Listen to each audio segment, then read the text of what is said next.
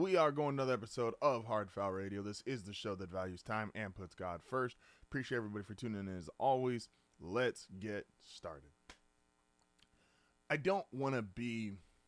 not the hot take guy. I'm not the let me say the most outlandish thing possible for clicks guy. But I do think that real events, real actions have real consequences and real results. So Joel Embiid, guys get injured all the time. That's the reality of sports. Guys get injured all the time. But some guys' injuries are more meaningful than others. Big guys historically, if you get hurt early, you normally get hurt often, and that has scared teams from a lot of players that are 7+ feet tall, carrying 300+ pounds, and get injured in the early 20s, which is the most athletic and the best ability for your body to rebound at any point in your life.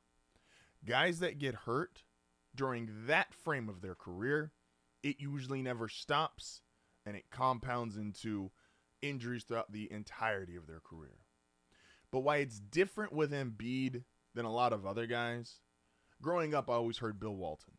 Bill Walton would have been one of the greatest players ever. He would have been a Hall of Famer. He would have been this, that, and the third if he just could keep himself healthy.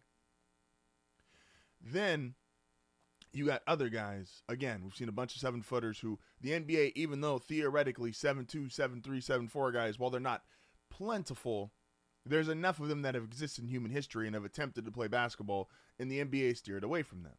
They have more fragile bodies. They don't sustain. They get injured more often.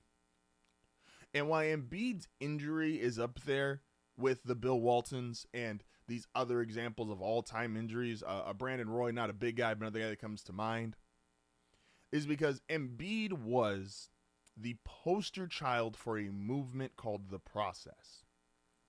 Philadelphia made a decision as an organization. We are not just going to tear it down. We are going to tear it down to the studs, and even we're going to pull some of the studs out.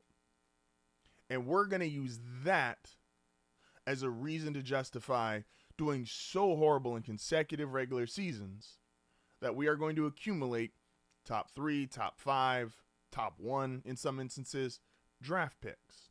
And we are going to use those guys to catapult our rebuild and to take us into the future.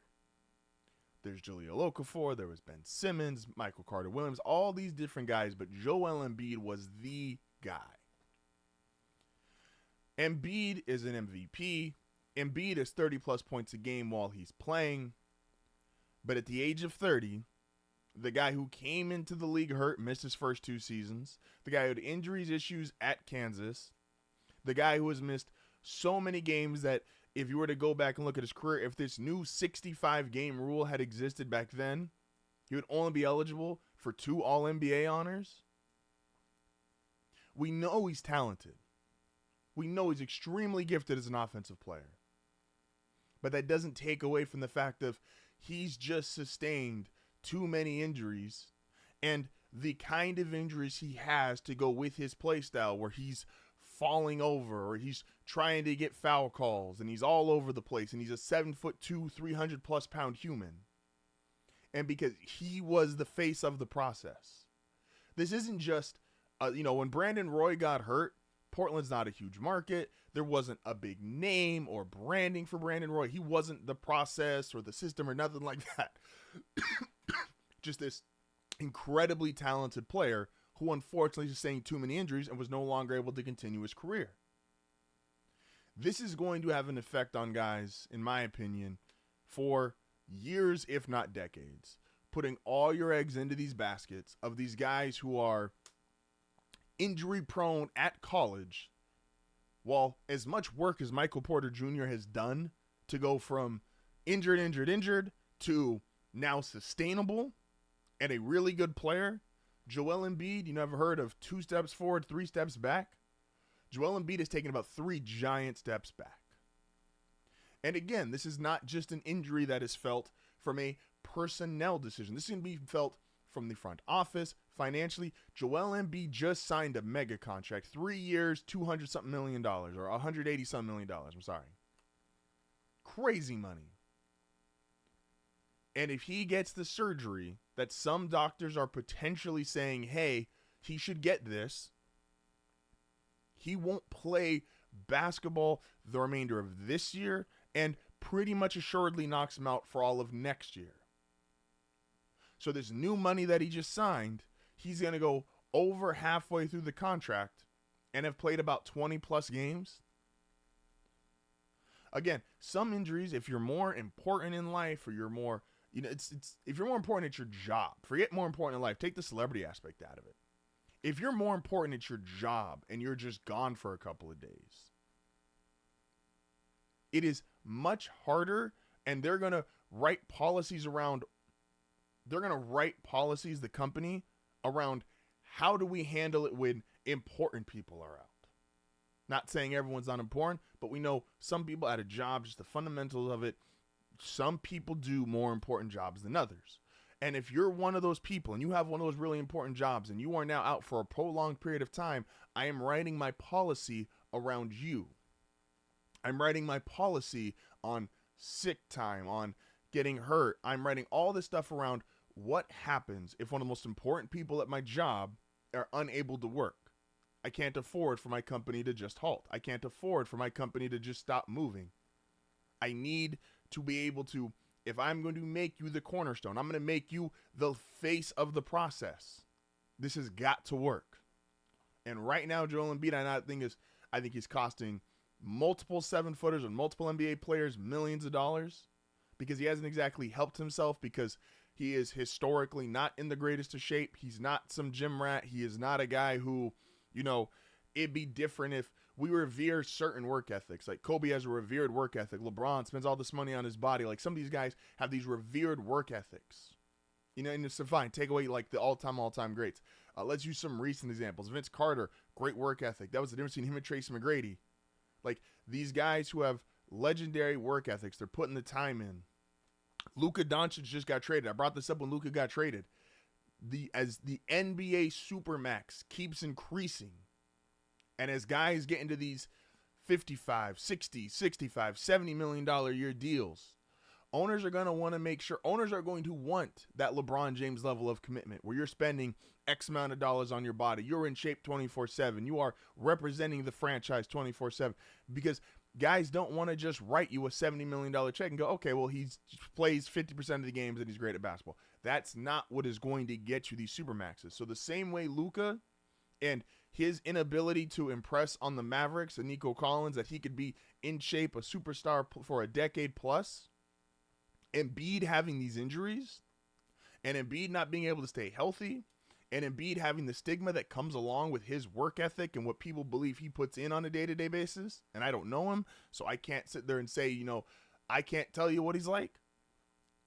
But this is going to cost people money. This injury is going to be felt not just for him, not just for the Sixers. This is an injury that's going to be felt throughout the history, or the upcoming history of the NBA. You're going to see a lot more teams make decisions based on what just happened with Joel Embiid. Same way we talked about Luka and his contract. Now let's to a guy that is just a one of one. So this is going to be hard to say if it's got an impact, is Victor Wembanyama. So Wemby's going to miss the rest of the season, and it is with the blood clot in his right shoulder. I am not, and I repeat, I am not a doctor, so I don't, all I really know from what the reports are being said is this is a similar injury and similar process to what Chris Bosh forced him to retire, but the difference of it being in his right shoulder versus his leg, which is where Bosh had it. I'm going to assume all the medicals will come back fine. I'm hoping for the best. I'm hoping Wemby comes back and play. If not, I understand he's out for already the remainder of this season, but that hopefully the rest of next season in his career going forward, we are going to say health is good. And with his health being good, this has a chance to be potentially great for the Spurs. Now, I'm also kind of using the caveat of Greg Popovich is still recovering from a medical condition, and I am putting him back in there, and I'm starting them off next year. De'Aaron Fox, maybe bring Chris Paul back, but just in the bench role. Castle, Wemby, and another top 3 to 5 pick, and they have potential to get 2 picks in the top here. But you get a Cooper Flag to go with Wembanyama very Spur-esque reminiscent to when they had David Robinson. Robinson missed time and they drafted Tim Duncan. Now, Wemby is the Tim Duncan in this scenario. He's the clear generational guy. I know a lot of people really like Cooper Flagg, and Flagg is great. 7'3" guys who are as great as Wemby already at 21 years old. They just don't exist besides him. So he is the Duncan in this scenario. But this has a chance to set them up for a decade plus of just success. If you truly believe the NBA is the NBA should be the quick turnaround sport. The NBA should be the sport that you get one good draft, one good free agency, boom, you're right back in it. The NFL actually works that way, but it should be the NBA. The NBA uses from a talent perspective, and I believe in the coaching in San Antonio, especially if Popovich does come back, which in this scenario we're putting him back. If you have the greatest head coach of all time, maybe the greatest prospect, him, LeBron, however you want to do that, prospect of all time, and an already great player in Victor Wembanyama, who has one of the most unique skill sets and body types in NBA history. You get Cooper Flagg, De'Aaron Fox, who is an all-star level guard, and Castle comes from a winning culture at UConn, has been a really good pro. This is how you set your core to compete with the Bostons, the Denvers, the OKCs, and again, maybe even sign a free agent. But as much as, and I was as bummed out as anyone, that notification came, Wembanyama misses the rest of the season.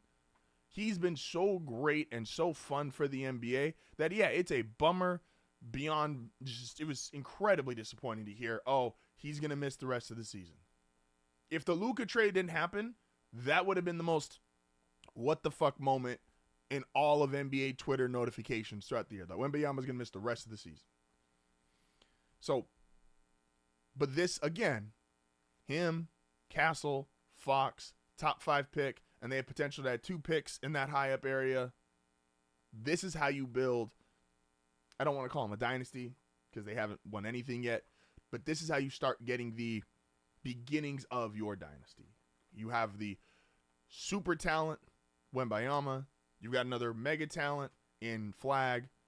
You've got you have already an all-star proven guard. You have another guy who's going to be potentially, you believe, can get to all-star level.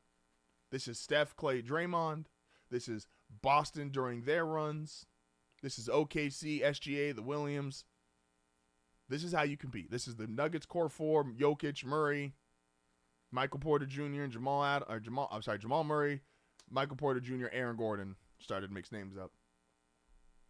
Again, Wemby, truly unique athlete, truly one of a kind. Yes, it's unfortunate what he just had happen, but you see the difference in just, we discussed Embid's injury, and then we discussed Wemby's. Wemby's, their optimism, there's hope, there's belief, this is going to be even greater going forward. The Embid injury is kind of all downhill, doom and gloom. What are we doing? Like, are we just about to lead? Joel Embiid's career might be over. That's how crazy this all is. Joel Embiid's career might truly be over depending on if he can actually recover from this, because this is not the kind of thing where, oh, you just get surgery and you're for sure back. Especially with his play style. Again, I've been saying this for years. I hate the way he is a aggressive flopping, trying to get foul calls on offense. I don't like it. He's too big to be hitting the floor that much.